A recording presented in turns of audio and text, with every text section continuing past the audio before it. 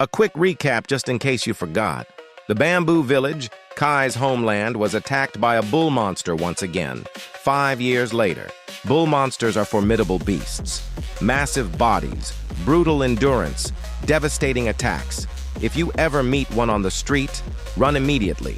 But our GCs cannot run. Kai cannot let the monster that hurt his people walk away unpunished. Bucky cannot abandon his friend to his fate. And Pink, well, she wanted to run, but she could not leave them behind because she is annoying, but she has a good heart. And so, seeing that no attack was doing anything to the monster, Bucky goes for the riskiest tactic in the story so far. He throws himself at the beast, trusting blindly in the maximum power of Jibaku. But the question is, will it be enough? Find out in today's episode. The explosion that follows is devastating. Bucky really gave everything he had in that attack. Pink and Kai watch, sick with worry. There were no guarantees of success, and a very high chance of failure. They scream their friend's name while the dust starts to settle, and a silhouette becomes visible. It did not look like Bucky's silhouette, but somehow it still looked familiar. That person lifts Bucky with care and checks if the boy is alive. He was unconscious, but breathing, thank goodness. With the boy's safety secured, it was time for the scolding. That person condemns a reckless plan like that, throwing yourself at an enemy while accepting that both sides would get hurt, and by a very thin margin, that was not the end of him.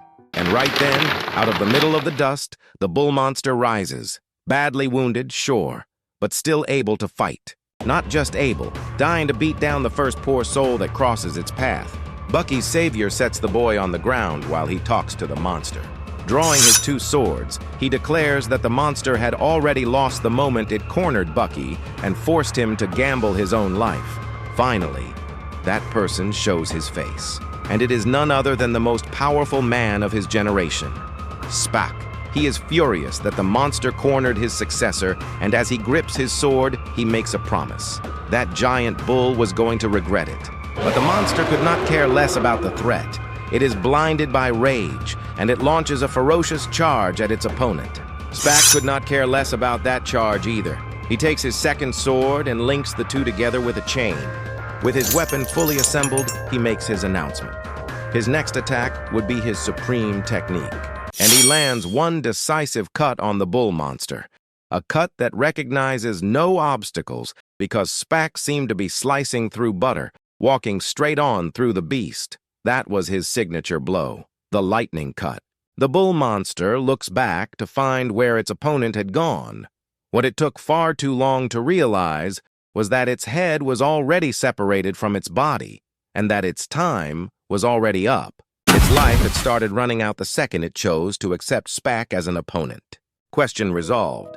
Spock turns his attention to his old sacred spirit. It is a moving reunion. Jibaku is in tears at seeing his former bearer again. Spock comments in a friendly way that things have not exactly been easy for Jibaku. After all, these days he travels with someone as reckless as the most ambitious boy in the world.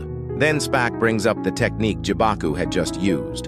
It was a technique belonging to the sacred spirit himself, and not to Bucky, because the boy did not have the license. Jibaku gets a little uncomfortable. Apparently, what he did seemed to break some rule of the sacred spirit world. But Spock says Jibaku only did it to help Bucky in a moment of crisis, so he drops the critical tone. In fact, he goes further. Jibaku had given exactly the support a sacred spirit is expected to give a GC.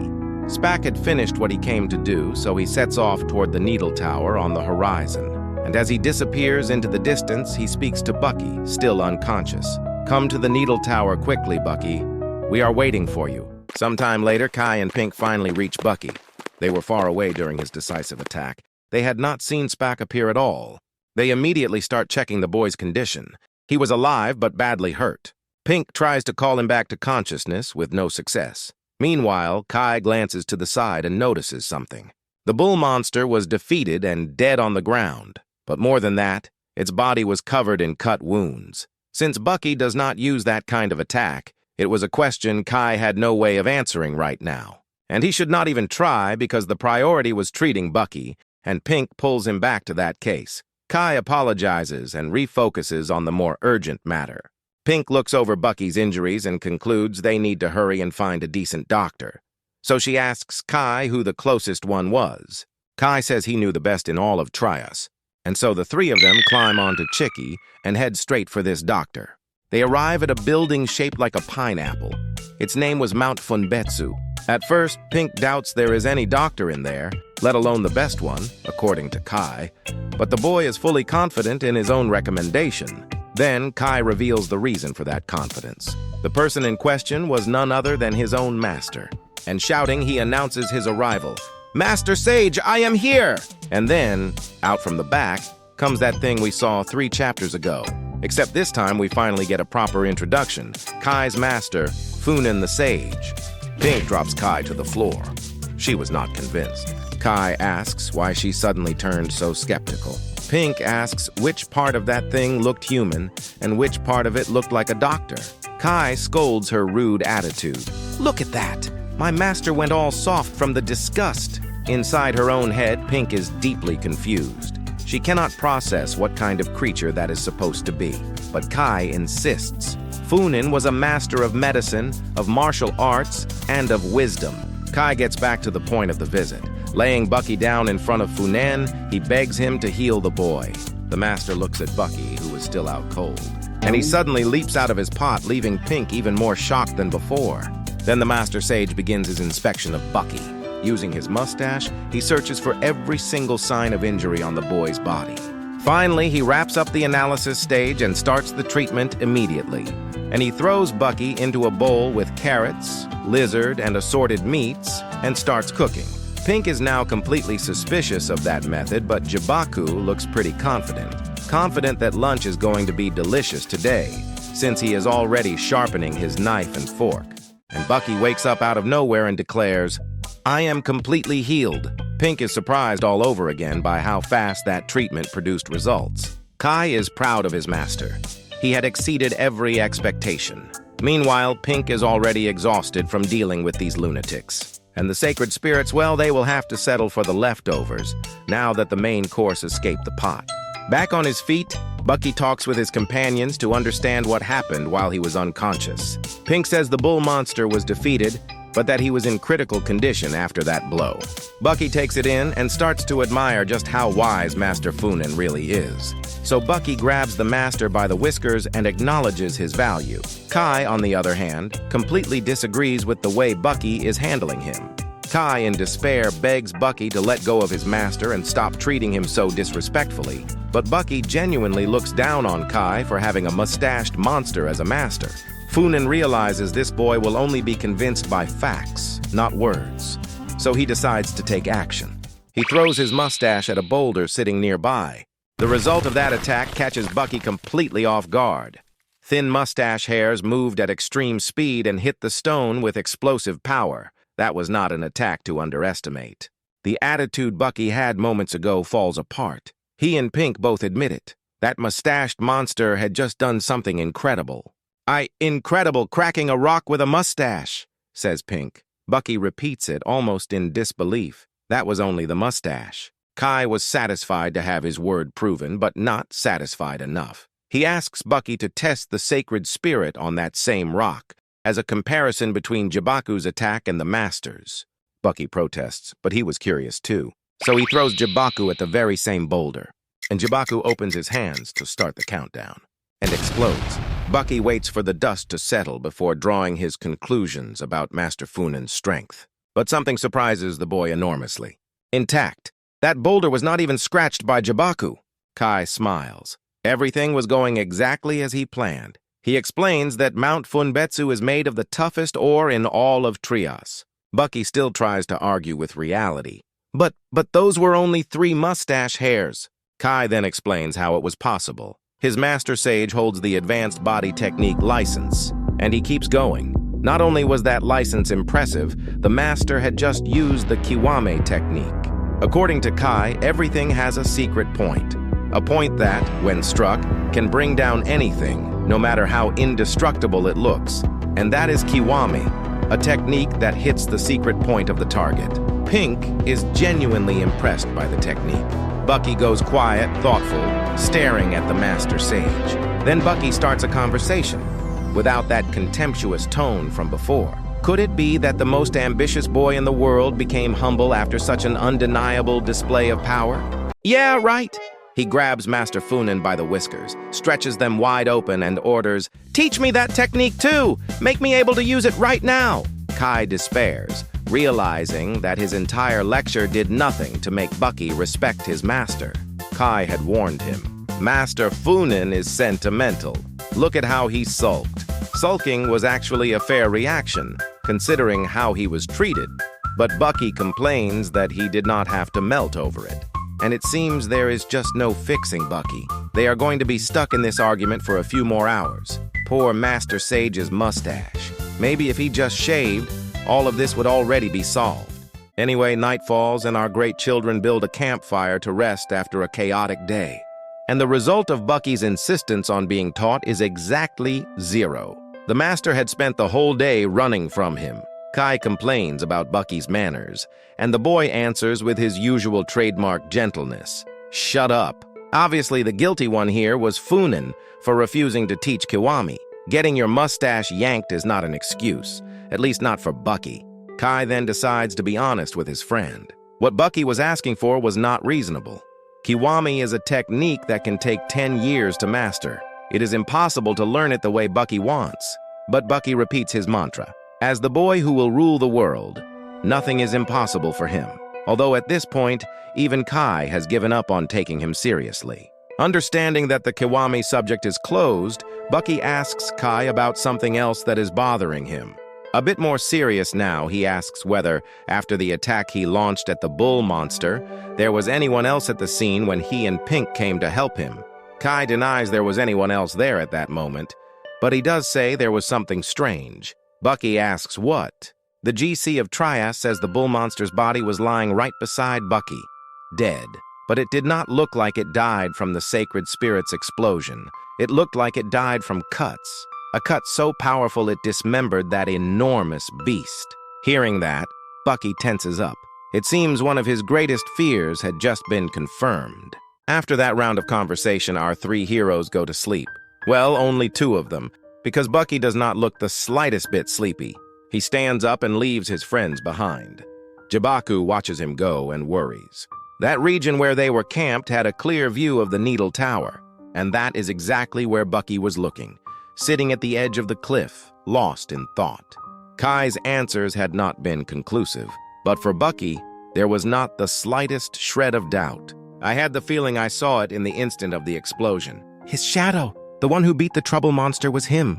It was not me. At that moment, Bucky was at his most vulnerable, and he remembers the brief but unforgettable conversation he once had with Spack. He remembers the promise he made to himself, that he would become the #1 GC in the world. Why did I end up lying there pathetically in front of Spack? Tears fall from the pain of showing his weakness to the very man he swore to reach the top for. Jibaku is moved by Bucky's tears and runs to comfort him, but his arm is caught by a mustache. Master Funin stops him from stepping in.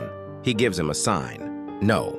Jibaku understands what he meant. Bucky was crying because he showed weakness to Spack. Showing that same weakness to Jibaku would only wound him further. Then Bucky rises to his feet. He shouts at the sky. I am going to surpass him. I will become the strongest GC in the world, Bucky promises. Jibaku is relieved to see Bucky's motivation come roaring back. But was that enough to convince the Master Sage to finally teach the boy? The answer is no. Let us see what happens the next day, with Kai passing along a message. His master wanted to eat a boiled egg. Bucky finds that request bizarre. If he wants a boiled egg, he can get up and make one himself, or go hungry. Kai realizes he has to be more direct. Either Bucky cooks the egg, or he can forget any conversation about training with the master. Naturally, Bucky is outraged. That is playing dirty! And honestly, it is. But apparently, not dirty enough, because the master melts onto the floor again over that accusation. The boy has no choice, and decides to cook the blessed egg. Fine, just hand me the eggs already. Kai says that, actually, they do not have the eggs the master wants. Collecting them is part of Bucky's task. But where do you find these eggs? At the top of that mountain, Kai points, gesturing at an absurdly tall peak. Even Bucky is stunned by how far away those eggs are. Very much against his will, Bucky climbs that mountain, grumbling the entire way up. In his anger, he makes a promise. When he learns Kiwame, his first target will be the master himself. But he cuts off his revenge fantasies to focus on the task. He spots something in the distance, a bird nest with a mother sitting on top. He had found his target. He moves in on the nest fast, thrilled at the idea of finishing this job quickly and without any trouble. He reaches out to grab the eggs, but obviously it would not be that easy. Out of nowhere, a monster appears behind Bucky. The boy looks at it and asks what on earth that thing is supposed to be. That is how strange it looks. The GC Watch states the obvious. That was a chaos monster. Korobi Daruma is its name. Special trait? It loves bird eggs. Exactly what Bucky needed to make his day even worse. But then that monster simply stops. Bucky was confused. Normally you would expect the monster to take the initiative. But Bucky was already annoyed enough without dealing with weird stuff like this. If the monster will not attack, then Bucky will grab the egg and get out. His mistake was underestimating how bad a bad day can get. The second Bucky turns toward the nest, Korobi Daruma switches out of passive mode, and there it goes. It shoots out its tongue and takes possession of the exact egg Bucky was about to grab. And with terrifying speed, the egg goes straight into the monster's mouth, and it devours the thing, to the shock of Bucky, and of the bird mom with the radical hair. After eating, the monster stops again. Bucky does not understand it, but if it is frozen, then maybe he can still collect another egg. And once again, Bucky was naive. Korobi Daruma shoots out its tongue a second time and eats another egg. What a greedy monster. So Bucky decides to treat this with a little more seriousness. He starts analyzing Korobi Daruma's behavior pattern, and he concludes that the monster is paralyzed whenever it makes eye contact with a target. So if it is that vulnerable, Bucky decides to end everything with Jibaku and a single blow. He launches the sacred spirit at the monster. The hit looks clean. Bucky laughs, proud of his own genius, which let him solve this quickly and easily. And once again, he was naive. Do not lose count of how many times that has happened today. Korobi Daruma was intact, not a single scratch. What is going on here? To answer that, let us take a quick trip back to Mount Funbetsu. Kai is chatting with the Master Sage, or rather, talking at him, since that master has not said a single word all day. Kai figures the master was being sneaky when he sent Bucky to collect eggs on that mountain, since he would inevitably end up competing with Korobi Daruma. And according to Kai, that monster is tougher than the super hard mountains the master shattered earlier. In other words, if Bucky could not break the rocks before, thinking he can take down a monster like that is pure insanity. But the bigger problem was that Bucky only had one chance left, because only one egg remained. Maybe he could grab the egg without ever breaking eye contact with Korobi Daruma. That way, the monster would not move. So he reaches out for the egg, and something unexpected happens. Violent pecking. Another opponent? One more enemy to make Bucky's day even more miserable? It was the bird mom with the radical hair. She was pecking Bucky's hand, not just with violence, but with raw emotion, tears in her eyes. Because to humans, those were just eggs. To her, they were her children. Bucky takes in the situation unfolding in front of him. He runs straight into the conflict between his ambition to become Lord of the World, the strongest GC alive, and the awareness that, to reach that top, he would have to commit an inhuman act, taking the last child of a bird who kept protecting it, even at the cost of her own safety and her own body. Torn like that, Bucky drops his guard and loses eye contact with the monster for 1 second. Korobi Daruma spots the opening, and it loves it. The greedy monster is not bound by human morality. To it, its own hunger matters more than a family of birds. So it launches its tongue. Its target was crystal clear, and Bucky is not even looking at the attack. Defeat is closing in fast on the most ambitious boy in the world. And then the tongue is caught. The monster is stunned, but there is no doubt about it. Bucky had stopped Korobi Daruma's offensive cold. Bucky looks at the monster and something clicks. The hesitation from moments ago was gone. What was left behind was pure determination. Nobody was touching that egg. Korobi Daruma freezes, and not only because of its native trait. It freezes because of the boy's stance. He was not the same person as before. And then Bucky sits down on the ground. The bird mom with the radical hair finds that very strange. What happened is that Bucky was moved by the mother's commitment to protecting her own. Showing his bloodied hand, he points out that his glove has extra protection and is extremely hard to tear. To manage a feat like that, the bird mom destroyed her entire beak on those pecs. The boy could not help but feel empathy for her. The same way he throws his life on the line for his ambitions, she threw her own body on the line to protect that egg. So Bucky picks up 2 twigs from the ground. He sits down right in front of Korobi Daruma. And with the 2 twigs holding his eyes wide open, Bucky makes a promise. For hours, for dozens of hours, I am going to keep staring at you without stopping. Everyone there was struck by the boy's determination. But the real question was whether he could actually deliver on what he had just promised. And we watch nightfall on top of the mountain. And then morning comes. We are a full day into this now. Bucky seems to be keeping his promise, but it does not look like he is doing it for free. Quite the opposite. One look at his face and you can tell that promise came at a very high price. But the effort seems to be paying off. Korobi Daruma is sweating cold over there, unable to move for an entire day with no food either. This had turned into a pure endurance contest, and Bucky seemed to be winning it because the monster is showing signs of exhaustion and starting to tip over. But then something changes in the monster. After all, if it is a chaos monster, why should it obey its own rules? So Korobi Daruma decides to stop playing fair. It forgets that whole crooked story about not moving during eye contact and falls back on the good old-fashioned beatdown, because rules are for peacetime, and this was war between a GC and a monster. And it seems that in this war, Korobi Daruma just pulled off a reversal. Bucky did not see that coming, and now he is in serious trouble. Korobi Daruma's offensive is to roll like a steamroller over everyone there, Bucky, the bird mom, and the egg. The monster had thrown the entire rulebook out the window. The boy is deeply worried. There is no way he can bring down something that tough with his regular attacks. What other cards could he possibly have up his sleeve in a spot like this? Maybe Kiwami? Could he really pull off Kiwami just from having seen it once, with no training and nobody teaching him? And then Bucky remembers Kai's words. To use Kiwami perfectly, it usually takes 10 years of nothing but training. Finally, Bucky despairs. No Kiwami, no other attack technique, no options. His situation was hopeless. Is Bucky's ambitious journey really going to end like this? Flattened by a chubby monster? Do not give up, says a voice speaking directly inside Bucky's head. The boy is startled. Who is talking to him mentally? The voice continues. You managed to stare that monster down all night long. That proves you have strength of spirit and concentration. Trust yourself. Bucky has no idea who spoke those words, but they were exactly the words he needed to get his confidence back and climb out of yet another hole. Bucky stares at Korobi Daruma's body. Little by little, something starts to appear in the middle of it. It looks like an X. Did Bucky just find the monster's weak point? Found it. Jibaku, use Kiwami! A massive explosion can be seen from the top of the mountain, and the one watching it is none other than Master Funen. So was he the one who spoke telepathically inside Bucky's head? Or did the boy simply hallucinate under the pressure of the danger he was facing? Maybe we will find out down the road.